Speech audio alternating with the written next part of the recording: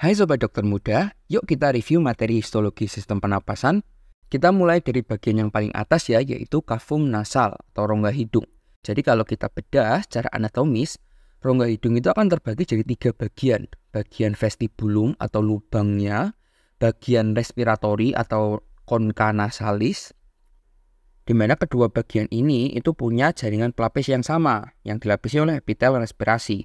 Sedangkan bagian ketiga yaitu bagian olfaktori, dia akan punya epitel khusus yaitu epitel olfaktori. Yuk kita bahas satu persatu ya. Dari epitel pelapis terlebih dahulu yang ditemukan di zona vestibulum dan respiratif.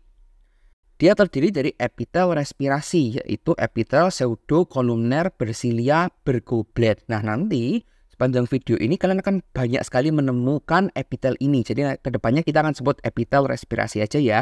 Epitel ini disebut pseudo karena artinya semu. Maksudnya semu itu dia kelihatan kayak berlapis-lapis tapi ternyata hanya satu lapis. Jadi karena dia itu saling mendesak, ada inti selnya itu yang kedorong ke atas ke bawah. Kelihatan kayak berlapis-lapis. Bentuknya apa? Kolumner seperti kolom.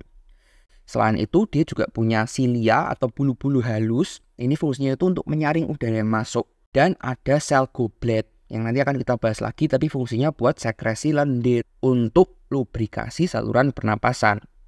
Selain itu, lapisan di bawah epitelnya, di lamina proprianya itu langsung menempel ke periosteum, tidak ada muskularisnya. Dan macam jaringan yang kedua, epitel olfaktori, itu kita jumpai di zona olfaktori. Kalau di kafum nasal yang bagian langit-langitnya, bagian superiornya itu, ini tuh ada hubungannya buat nanti menghidu atau menghirup bau-bauan. Strukturnya akan tetap sama, tapi ada beberapa modifikasi. Pertama, dari epitelnya tetap epitel pseudokolumner bersilia, tapi dia tidak bergoblet. Selain itu juga ada pertama sel olfaktori. Nah ini sel saraf khusus lah, dia bentuknya itu seperti neuron bipolar, maksudnya punya satu akson, punya satu dendrit yang arahnya berbeda. Nah sel ini dia yang akan menembus mukosa hidung yang terhubung ke nanti saraf-saraf lainnya di atasnya, namanya bulbus olfaktori. Yang kedua ada sel support ya, sesuai namanya dia fungsinya untuk mendukung sel olfaktori. Jadi kalian bayanginnya sel ini itu seperti neuroglia tapi buat sel olfaktori. Selain itu dia juga membuat protein buat pengikat odor atau bau-bauan yang masuk. Tampak histologinya itu sama, selnya kolumner, dia punya banyak mikrofili dan dia lebih ke apikal. Selain itu ada sel basal. Dia merupakan sel punca atau stem cell ya. Fungsinya untuk menggantikan sel di atasnya kalau rusak, sama seperti yang ada di kuncup kecap di lidah. Dan terakhir ada sel brush, yaitu sel kolumner dengan mikrofili kecil-kecil untuk merasakan sensasi umum terhubung dengan saraf trigriminal nanti. Di bawahnya dia punya lamina propria yang terhubung langsung dengan periosteum sama. Selain itu dia juga terdapat saraf olfaktori dan kelenjar olfaktori atau yang disebut Bowman's gland. Faring kita skip karena sudah terlalu sering dibahas ya. Dia ada 2 macam epitel ya, quick review. Ada dari epitel rongga mulut, squamous complex, dan dari epitel pernapasan. Mereka ketemu di sekitar tenggorokan yang namanya fossa Rosenmuller. Kita ke laring ya. Di laring itu nanti akan terdapat 3 area. Jadi kalau kita lihat laring kita potong secara horizontal kan ada yang namanya pita suara palsu, asli, kemudian di tengahnya ada celahnya ya. Nah sama nanti histologisnya. Pertama, bagian pita suara asli, nama kerennya plica vocalis, epitelnya itu squamous complex non keratin. Kenapa? Fungsinya buat nahan gesekan dengan udara suara.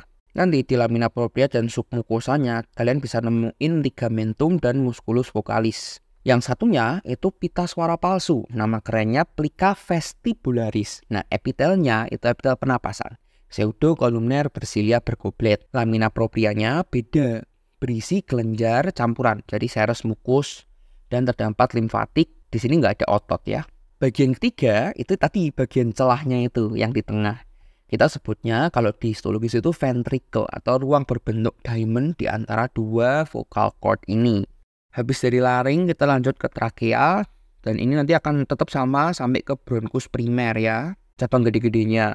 Dari epitelnya dulu sama, epitel pernapasan, bersilia, bergoblet. Kemudian ada beberapa sel juga seperti sel brush, sel basal yang tadi kita udah bahas, dan satu lagi namanya sel Kulczycki. Dia itu merupakan sel enteroendokrin yang awalnya itu sebenarnya di usus. Dia sisa-sisa dari perkembangan. Kalau kalian lihat di mikroskop, dia itu akan tersebar terus sendiri-sendiri atau soliter dan sulit dibedakan dengan sel basal. Namun, morfologinya itu dia sel granul kecil dan di sitoplasmanya itu banyak bintik-bintik yang disebut granul. Fungsinya buat sekresi substansi vasoaktif. Next, lapisan di bawahnya dia tuh punya lamina propria yang banyak sekali serat elastik. Di bawahnya lagi dia punya lapisan submukosa yang menarik karena terdiri dari banyak jaringan ikat longgar, juga banyak sekali kelenjar serous mukus, dan ada kartilago hialin yang membentuk cincin C yang mengelilingi trakea. Fungsinya buat menjaga agar jalan nafas itu tidak kolaps. Dia juga punya lapisan otot trakealis, dia merupakan otot polos, dan di paling dasarnya sendiri ada lapisan adventitia. Lapisan ini isinya itu jaringan ikat longgar yang fungsinya buat menahan pipa trakea secara vertikal agar dia nggak jatuh ke depan atau ke belakang. Nah, next buat ujung-ujung bronkus atau bronkus sekunder itu akan rada berbeda dikit. Pertama, epitelnya tetap sama epitel pernapasan, tapi di lamina proprianya dia terdiri dari serat elastik yang arahnya itu longitudinal. Juga ada punya lapisan otot polos ya, polanya itu ciri khas banget, yaitu criss cross, dan submukosanya terdiri dari kelenjar campuran dan masih ada kartilago tipis-tipis. Dengan catatan semakin kecil nanti salurannya juga akan semakin berkurang kartilagonya. Sebelum kita lanjut, kakak mau kasih tahu dahulu epitel pernapasan dari titik ini sampai nanti ke bagian yang paling kecil itu akan sedikit berubah-ubah teman-teman. Jadi kalau di sini kakak bikin sebuah garis ya, jadi yang kiri itu mendekati ke hidung, yang kanan itu mendekati ke alveolus paru-paru.